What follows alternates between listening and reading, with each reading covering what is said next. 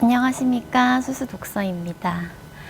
착하게 그러나 단호하게, 이 책의 두 번째 시간이에요. 날씨가 많이 추워졌네요. 오늘은 아니라고 말하는 게 어때서, 아니라고 말하는 방법, 왜 아니라고 말하지 못하는가, 이 부분을 좀 읽어드리려고 해요. 늘 배려하고 사느라 답답하고 울적하지 않은가? 생각지도 못한 공격에 당황하는 경우가 종종 생기지 않는가? 곤란한 상황에 빠져도 어떻게 헤어나와야 할지 몰라 발만 동동 구르지는 않는가? 당신은 다른 사람의 일거수일투족을 자신의 원칙에 비춰보고 모든 일에 남을 먼저 생각하며 선의를 발휘해 이리저리 잘못을 고쳐주기도 하고 동시에 이를 통해 인정을 얻으려고 한다. 그러나 항상 상대에게서 기대했던 반응을 얻지 못할 수도 있죠. 이럴 때 엄청난 고통에 사로잡힙니다. 나는 이렇게 선의를 베풀었는데, 나는 이렇게 양보했는데, 나는 이렇게 예쁘게 말했는데, 상대방이 나를 무시하는 말을 했어도 나는 참아주었는데, 왜 나에게 이런 고통이 생기는가? 나는 왜 내가 원하는 인정을 받지 못하는가? 그것에 대한 답을 주고 있어요. 이 모든 불행은 어쩌면 내면의 아이 탓인지 모른다.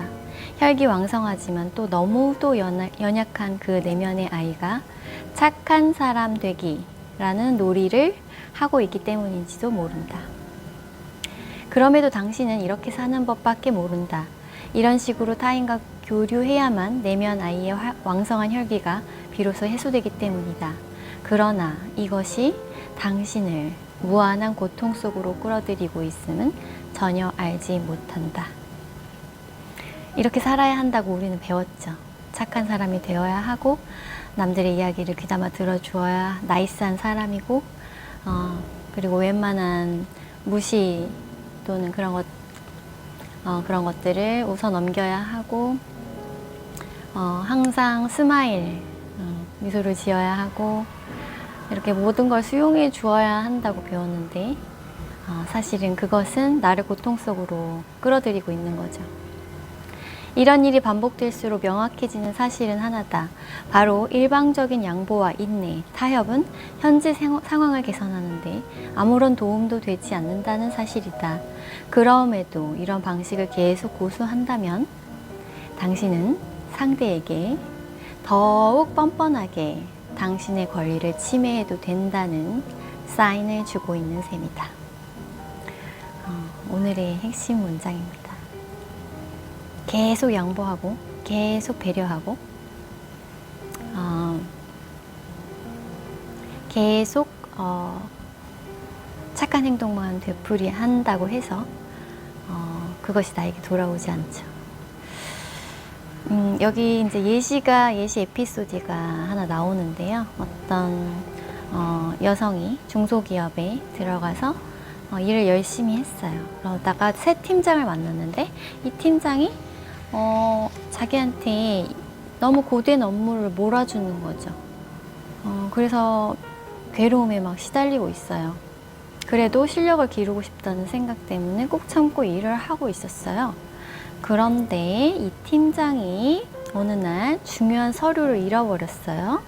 그런데 어찌된 일인지 그녀의 책상에서 그 서류가 나왔죠. 팀장은 이때다 뭔가 이렇게 악감정을 품고 있었던 것 같아요. 기회를 놓치지 않고 이야기 좀 하자며 그녀를 불러들였어요. 그런데 그녀는 더 이상 참지 않고 이렇게 말했어요. 정확한 진상이 파악되기 전까지는 함부로 단정짓지 마세요. 제가 가져갔다는 증거나 정황이 있나요?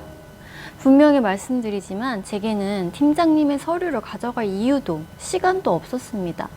또 한 가지, 아무리 팀장님이라고 허락 없이 팀원의 책상을 뒤질 권리는 없으세요. 마지막으로 한 가지 더 말씀드리자면 저 상부에 정식으로 문제 제기할 생각입니다. 직원마다 주어진 업무 시간은 같아요. 그런데 팀장님은 언제나 저한테 다른 동료의 몇 배가 넘는 업무를 배정하셨죠? 이건 불합리해요. 제게는 불합리한 대우를 시정해 달라고 요청할 권리가 있습니다. 물론 팀장은 화가 머리끝까지 났겠죠. 그렇지만 상대가 호락호락하지 않다는 것을 감지했는지 그날 이후로 팀장의 태도는 조금 달라졌다. 그리고 그 신중을 기하고 열정을 쏟아가지고 팀장이 시킨 일을 더 열심히 해가지고 나중에 사장한테까지 인정을 받았다고 해요. 그녀는 온건함과 강경함을 동시에 발휘해서 새 팀장의 부당한 괴롭힘을 효과적으로 이겨냈다. 나약하게 굴지도 그렇다고 오만하게 굴지도 않았다. 잠자코 견디면서 기회를 기다렸으며 마침내 자신의 권리를 지켰다. 또한 자신의 인내심과 한계선을 상사에게 명확하게 제시함으로써 상대가 자신을 함부로 대하지 못하게 했다. 지혜를 발휘해서 자기 자신을 보호하는 동시에 상사와 공존할 수 있는 길을 찾은 것이다. 혹시 무조건 다른 사람을 먼저 배려하는 것을 선량함이라고 생각하는가? 자기 이익을 포기하고 억울한 상황에서도 참고 견디면 상대가 나를 이해해주고 심지어 감동받을 것이라 생각하는가? 그것은 착각이다. 최소한의 기준조차 없는 선량함과 허용, 양보는 나 자신을 학대하는 것이나 다름없다. 상대에게 마음껏 나를 궁지로 몰아가세요. 그래도 좋아요. 라고 허락하는 셈이기 때문이다. 네. 잠시 포용하고 양보하는 일은 누구나 할 수 있다. 특히 나의 한계선을 넘지 않는 범위에서라면 얼마든지 웃으며 넘길 수 있다. 문제는 상대가 한계선을 넘는 경우다.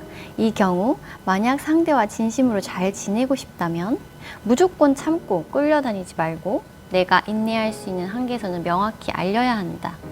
상대도 나와 잘 지낼 마음이 있다면 그 한계선을 존중할 것이다. 그래야 두 사람의 관계가 더욱 나은 방향으로 발전할 수 있기 때문이다. 다시 한번 말하지만 타인을 과도하게 허용하는 것은 자신에 대한 학대다. 온화하고 선량한 것도 좋지만 필요하다면 자신을 위해 싸울 수 있는 무기인 까칠함도 갖춰야 한다. 기억하자. 강해야 할 때는 강하게, 부드러워야 할 때는 부드럽게, 변할 줄 아는 사람만이 인간관계에서 자신을 지킬 수 있다. 네, 저도 마냥 부드럽기만 해서, 마냥 참기만 해서 손해를 본 적이 인생에 몇 번 있었죠. 그때는 까칠하게 굴면 너와 어울리지 않는다. 너의 인상과 어울리지 않는다. 라는 말을 들을까봐 차마 말하지 못하고 삼켰던 것들이 나중에 더 크게 저에게 돌아오는 거를 깨달았어요. 그래서 제 기준과 제 한계와 저의 상황, 내 속마음을 나이스하게 그 사람이 비록 좋아하지 않는 말일지라도 정확하게 해줘야 이 관계가 더 오래 지속될 수 있다는 거를 깨달았죠. 하지만 아직도 익숙하지는 않습니다. 워낙 착하게 굴어야 한다라는 그런 착한 아이 컴플렉스가 우리 어렸을 때부터 심어져 있기 때문에 학교에서도 그리고 가정에서도 그런 식으로 배우기 때문에 그게 깨지기 참 어려운 것 같아요. 그래도 노력해 보려고 합니다. 자, 오늘도 날씨 춥지만 따뜻한 하루 되세요. 바이.